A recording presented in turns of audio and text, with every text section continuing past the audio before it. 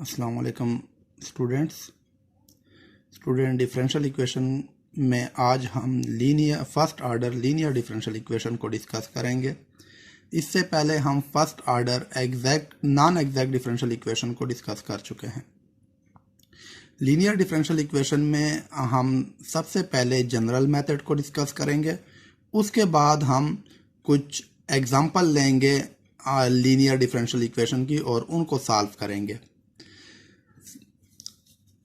हमारे पास जो first order linear differential equation की जनरल फॉर्म होती है वो इस तरह होती है कि हमारे पास dy over dx plus p of x y equal q of x, यानी ये मेरे पास फर्स्ट आर्डर, इसका आर्डर 1 है और यहाँ पे मेरे पास p ऑफ x y के साथ मल्टीप्लाई हो रहा है और इक्वल q ऑफ x है।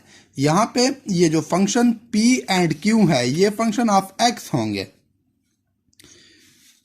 तो जब हमारे पास इस तरह की कोई डिफरेंशियल इक्वेशन होगी तो फौरन हम इंटीग्रेटिंग फैक्टर लेंगे और इंटीग्रेटिंग फैक्टर हमारे पास e power p of x dx होगा और उस इंटीग्रेटिंग फैक्टर को हम इक्वेशन a के साथ मल्टीप्लाई कर लेंगे बोथ साइड,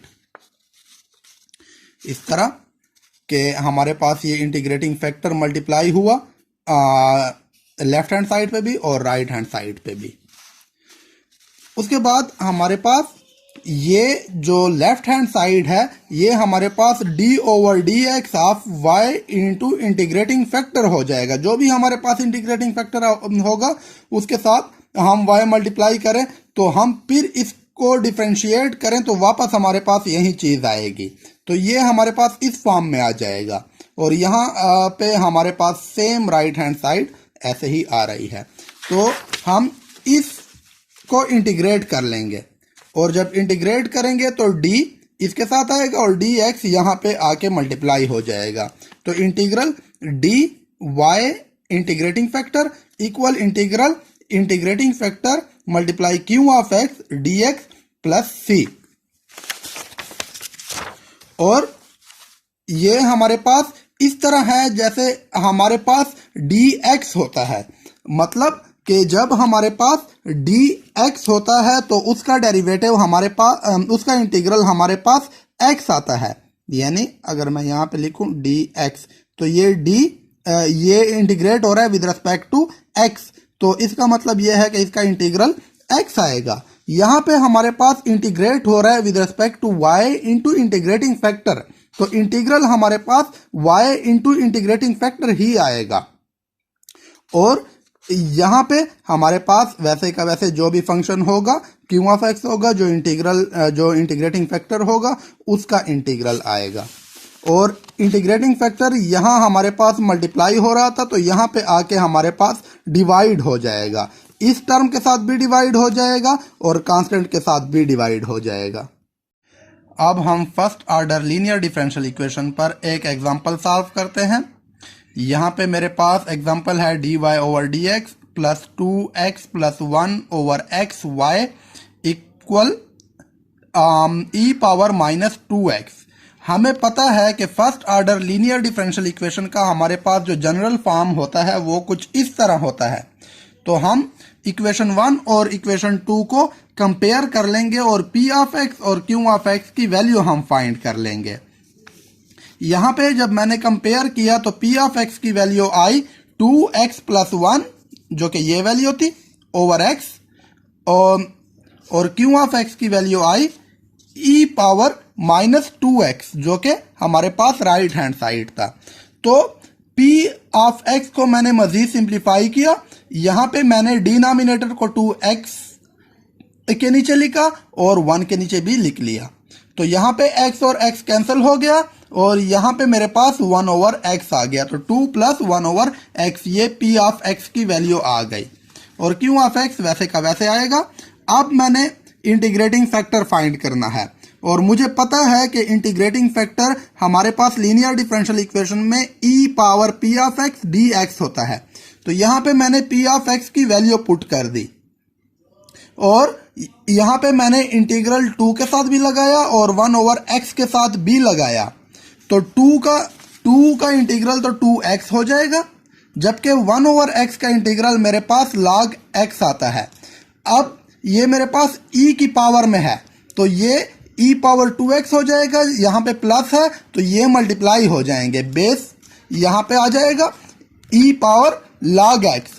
अब e और log ये आपस में कैंसिल हो जाते हैं, इसका आंसर 1 आता है, सिर्फ x रह जाएगा और यहाँ पे 2x है, तो ये मेरे पास x e पावर 2x आ जाएगा।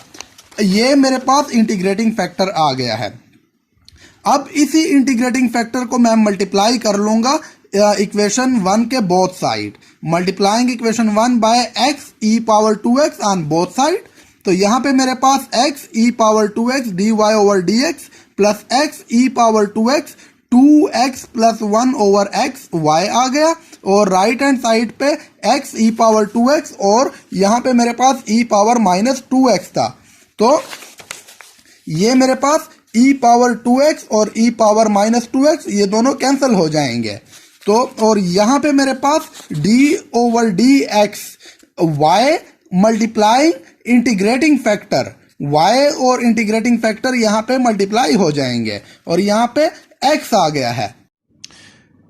अब इसको हम इंटीग्रेट कर लेंगे, तो यहाँ पे मेरे पास dx यहाँ x के साथ मल्टीप्लाई हो गया है और यहाँ पे d into dy x e power 2x आ गया है।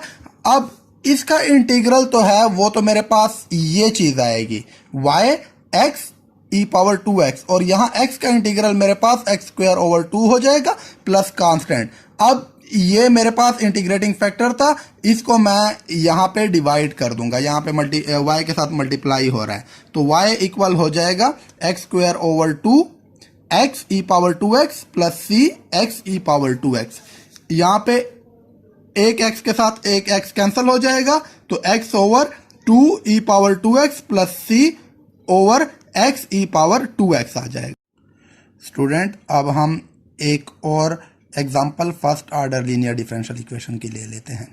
यहाँ पे अगर हम देखें तो यहाँ पे मेरे पास dy ओवर dx के साथ cos क्यूब x मल्टीप्लाई हो रहा है, जबकि first order linear equation first order linear differential equation का जो मेरे पास जनरल फॉर्म था उसमें मेरे पास dy ओवर dx के साथ कोई टर्म मल्टीप्लाई नहीं हो रही थी। तो सबसे पहले यहाँ से हमने cos क्यूब x को ख़त्म करना है, तो हम cos क्यूब x पर इस कंप्लीट इक्वेशन को डिवाइड कर देंगे कुछ इस तरह।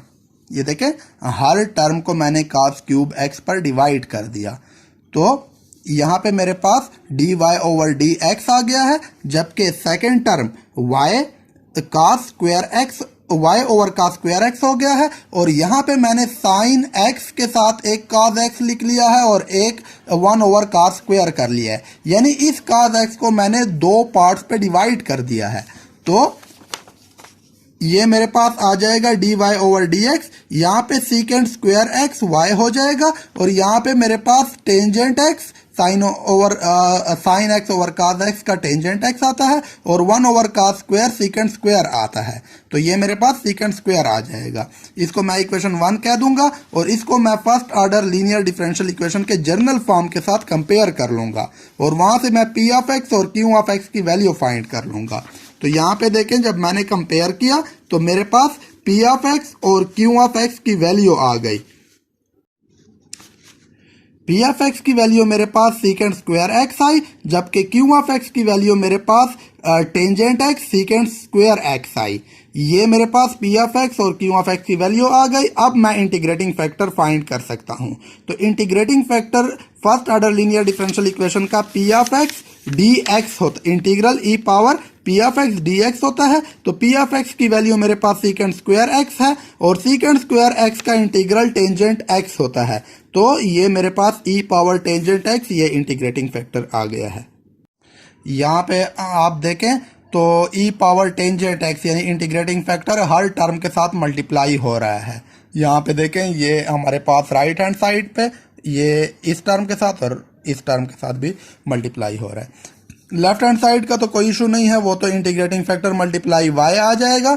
ये हमारे पास ये सारी टर्म आ गई, हमारे पास ये राइट हैंड साइड में सारी टर्म आ गई और लेफ्ट हैंड साइड पे e power tangent x y आ गया। अब इसको जब हमने इंटीग्रेट किया तो मेरे पास यहाँ पे इंटीग्रल dx इसके साथ मल्टीप्लाई हुआ, तो ये मेरे पास इस तरह कुछ आ गया।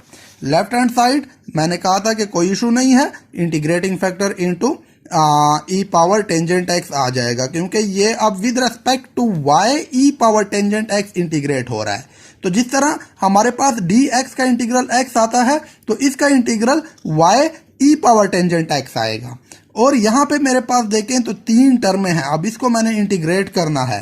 तो यहाँ पे मैं ऐसे करता हूँ कि बाय सब्स्टिट्यूशन मेथड करता हूँ कि लेट्स हमारे पास टेंजेंट x इक्वल t है, तो फिर टेंजेंट x का डेरिवेटिव सीकेंट स्क्वायर x आता है, तो सीकेंट स्क्वायर x dx ये मेरे पास dt हो जाएगा। तो ये वैल्यू जब मैं पुट करूंगा तो यहाँ पे टेंजेंट की जगह मैंने t पुट की, e पावर t हो गया है, और सीकेंट स्क्वायर x dx की जगह dt पुट कर लिया, तो प्लस कांस्टेंट ऑफ इंटीग्रेशन। तो इसको मैंने इंटीग्रेशन बाय पार्ट किया, तो यहाँ पे मैंने t को वैसे का वैसे लिखा, e पावर t का इंटीग्रल लिया, माइनस मैंने t को डिफरेंशिएट किया और e पावर t का इंटीग्रल लिया, dt plus constant of integration.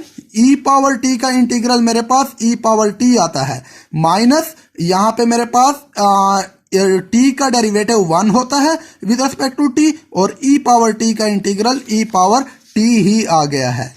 ये मेरे पास ये इंटीग्रल आ गया, और फिर e पावर t का इंटीग्रल e पावर t आ जाएगा। तो यहाँ पे मेरे पास देखें y e पावर t, यहाँ पे t e power t minus e power t plus c। तो अब मैं t की वैल्यू पुट कर लूंगा, तो t की वैल्यू जब मैंने पुट की तो y e power tangent x, यहाँ पे मेरे पास t की value tangent x, e power tangent x minus e power tangent x plus c, ये मेरे पास आंसर आ जाएगा।